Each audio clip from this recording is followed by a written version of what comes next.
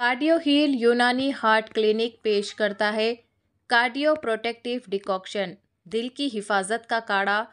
हमारे क्लिनिक पर स्पेशल दिल की हिफाजत के लिए स्पेशल हर्बल डिकॉक्शन मिलता है। एड्रेस है कार्डियो हील यूनानी हार्ट क्लिनिक नियर शिफा मस्जिद आजमपुरा चादर घाट हैदराबाद तेलंगाना। मज़ीद जानकारी के लिए 9381526183 पर राब्ता कर सकते हैं। Chairman A18 Telangana news Mohammed Azam Ali. Jagtial जिले में एक अफसोसनाक हादसा पेश आया। लॉर्ड वेंकटेश्वर स्वामी ब्रह्मोत्सवम के दौरान बिजली का झटका लगने से 11 साला मासूम की मौत वाक़ई हो गई। जगतियाल जिले के कोडीमियाला मंडल में वाक़े वेंकटेश्वर स्वामी मंदिर का अमला गुज़िश्ता 3 दिनों से ब्रह्मोत्सवम का इनेकाद कर रहा है। नागराजू और ममता की बेटी मधुश्री 11 साला भगवान शिव के जुलूस के दौरान बिजली के तारों से टकरा जाने से मौके पर ही दम तोड़ गई।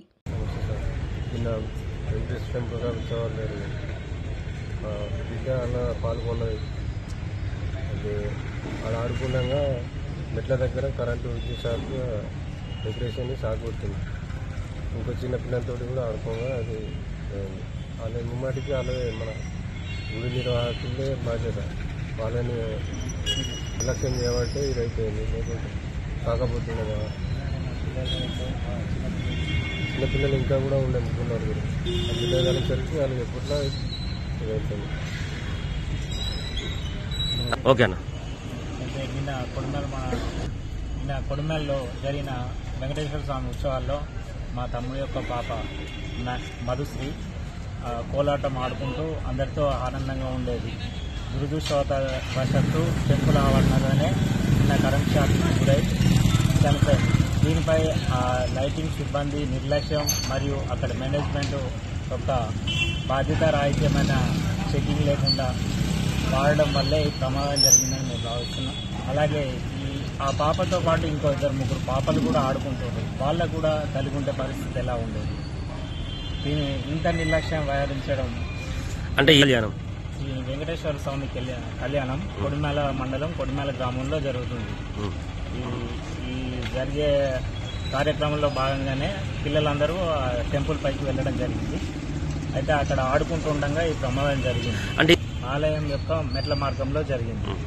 అయితే ఆ ప్రమాదం జరిగినప్పుడు పెద్దవాళ్ళు లేరు, చిన్నపిల్లలే ఎక్కువగా ఉన్నారు. ఆ పరిసరాల్లో అసలు ఈ మేడ అనేది కొంచెం బాధ్యతారహితంగా వ్యవహరించినట్టే కనబడుతుంది. ఎందుకంటే పాప స్పాట్లో అదవడం అనేది ఎంత. అలాగే ఇవాళ జరిగే ఉత్సవాలు చాలా మంది భక్తులు కూడా వస్తారు. ఈ ప్రమాదం ఇప్పుడు జరిగింది. అదే వేల మంది ఉన్నప్పుడు జరిగి ఉంటే పరిస్థితి ఎలా ఉండేది.